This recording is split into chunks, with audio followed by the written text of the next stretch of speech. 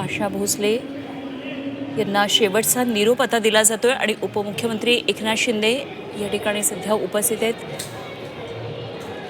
काही वेळामध्ये आता त्यांच्या निवासस्थानाहून अंत्ययात्रा निघणार आहे। ती दादर इथल्या शिवाजी पार्क या मैदानामध्ये इथल्या स्मशानभूमीमध्ये आशा भोसले यांच्या पार्थिवावर अंतिम संस्कार होते। आज सकाळी 11 वाजल्यापासून आशा भोसले यांचा पार्थिव अंतिम निरोपासाठी या ठिकाणी ठेवण्यात आले। अखेरचा निरोप त्यांना दिला जातोय। त्याचप्रमाणे संपूर्ण कुटुंब भोसले कुटुंबीय या ठिकाणी आहे। त्याचप्रमाणे मंगेशकर कुटुंबीय या ठिकाणी उपस्थित आहे आणि उपमुख्यमंत्री एकनाथ शिंदे सगळ्यांची भेट घेतात। विविध क्षेत्रातील मान्यवर व्यक्ती या ठिकाणी आज सकाळपासून त्यांची उपस्थिती आपल्याला पाहायला मिळते। संगीत क्षेत्रावर शोककळा पसरलेली आहे, चित्रपटसृष्टीवर शोककळा पसरली आहे आणि या ठिकाणी विविध क्षेत्रातले राजकीय व्यक्तीसुद्धा या ठिकाणी उपस्थित असलेले आपल्याला पाहायला मिळतात। योगेश कदम, त्याचप्रमाणे संजय शिरसाट, उपमुख्यमंत्री एकनाथ शिंदे, आशिष शेलार त्यांच्याबरोबर आहेत, शंभूराज देसाई आहेत। तर मंत्रिमंडळातील अनेक मंत्रीगण सध्या आशा भोसले यांना अखेरचा निरोप देण्यासाठी आशा भोसले यांच्या निवासस्थानी या ठिकाणी पोहोचलेत। काही वेळापूर्वी आपण पाहिलं उद्धव ठाकरे, रश्मी ठाकरेही आले होते। ठाकरे कुटुंब किंबहुना सहकुटुंब या ठिकाणी आलेलं होतं। त्याचप्रमाणे चित्रपटसृष्टीतील देखील अनेक कलाकार आज सकाळपासून आशा भोसले यांचं अंतिम दर्शन घेण्यासाठी येतात। सध्या राजकीय मंडळी मोठ्या प्रमाणात आलेली आपल्याला पाहायला मिळतात। संगीत कला संस्थेच्या उभारणीसाठी राज्य सरकार प्रयत्न करणार आणि आशा भोसले यांचं स्वप्न पूर्ण करण्यासाठी फडणवीसांनी पुढाकार घेतलाय। कॅबिनेट बैठकीमध्ये मुख्यमंत्र्यांनी त्यांची भूमिका मांडली आहे। तर राज्य सरकार संस्थेची उभारणी करणार आहे। या दरम्यान ही एक महत्त्वाची बातमी आहे। संगीत आणि कला क्षेत्रासाठी अत्यंत महत्त्वाची ही एक बातमी। या दरम्यान संगीत कला संस्थेच्या उभारण्यासाठी राज्य सरकार आता प्रयत्न करणार आहे आणि आशा भोसलेंचं स्वप्न पूर्ण करण्यासाठी फडणवीसांनी हा पुढाकार घेतलाय। खरं तर वेगवेगळ्या मंचांवरून ज्या ठिकाणी राजकीय व्यक्ती असतात, जिथे निर्णय खरं तर राज्यासाठी घेणारे व्यक्ती उपस्थित असतात, अशा ठिकाणी आशा भोसले यांनी निश्चितच अनेकदा या संदर्भात कधी दरडावून, कधी मागणी केलेली आहे, कधी दरडावून सांगितलेलं आहे की अशा प्रकारे कला आणि संगीत विश्वासाठी संस्थांची उभारणी गरजेची आहे। त्या दृष्टीनं काय नेमकं सरकारला करता येईल याच्याबाबतची मागणीसुद्धा अनेकदा झालेली आहे आणि निश्चितच त्या दृष्टीनं हा अत्यंत महत्त्वाचा निर्णय म्हणता येईल। कॅबिनेट बैठकीमध्ये मुख्यमंत्री देवेंद्र फडणवीस यांनी भूमिका घेतली आणि राज्य सरकार आता संस्थेची उभारणी करणार आहे आणि आशा भोसले यांचं स्वप्न पूर्ण करण्यात येईल।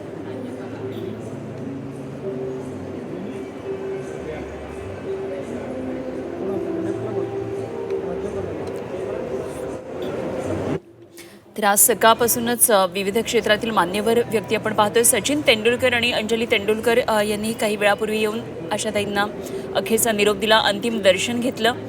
सचिन तेंडुलकर आणि आशा भोसले यांचे अत्यंत जिव्हाळ्याचे संबंध होते। सचिन तेंडुलकरला आपला मुलगा त्या मानत असे।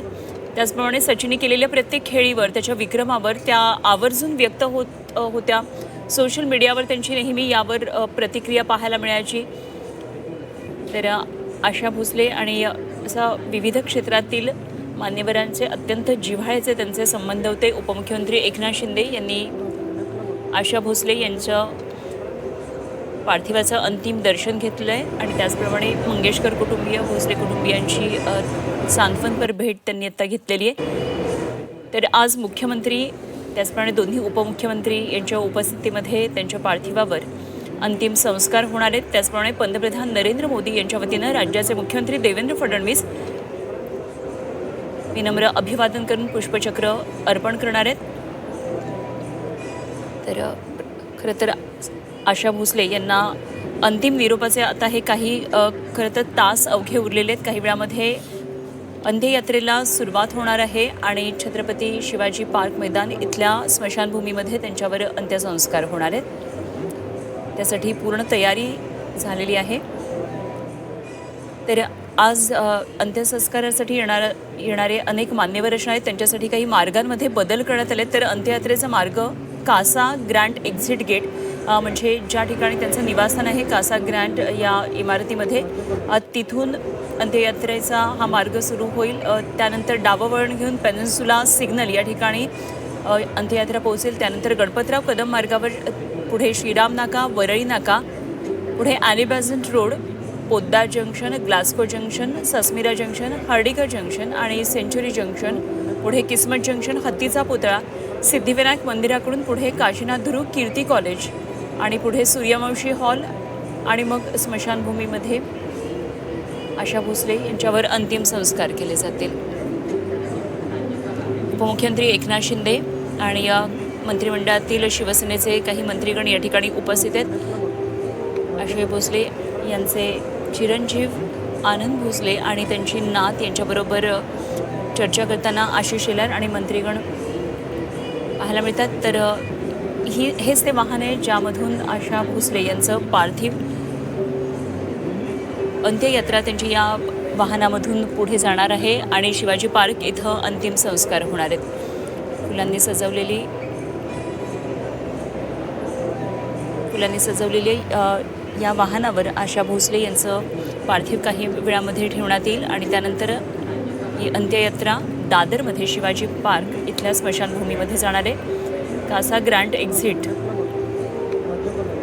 गेटमधून पेनिन्सुला सिग्नल, त्यानंतर गणपतराव कदम मार्ग असं करत कीर्ती कॉलेज, सूर्यवंशी हॉल आणि स्मशानभूमी दादर इथे हे पार्थिव नेण्यात येणार आहे. गेली 7 दशकं आपल्या गाण्यानं संगीत क्षेत्राला एका वेगळ्या उंचीवर आशा भोसले यांनी नेऊन ठेवलं. अनेक पिढ्यांवर खरं तर त्यांच्या सुरांनी अधिराज्य गाजवलं आणि असा हा एक सूर आज या क्षेत्रातून हरपलेला आहे आणि पुन्हा निश्चितच असा सूर होणे नाही अशी प्रतिक्रिया सर्वच वर्गातून अगदी प्रत्येक पिढीमधून ही हळहळ व्यक्त होती आहे. वयाच्या 93व्या वर्षी आशा भोसले यांचं निधन झालं आणि 7 दशकांपासूनची सुरांची ही साथ संगत थांबली. लाडक्या आशाताईंना निरोप देण्यासाठी आज अवघा महाराष्ट्र हळहळतोय आणि विविध क्षेत्रातून मान्यवर त्यांच्या निवासस्थानी येऊन त्यांचं अंतिम दर्शन घेतात.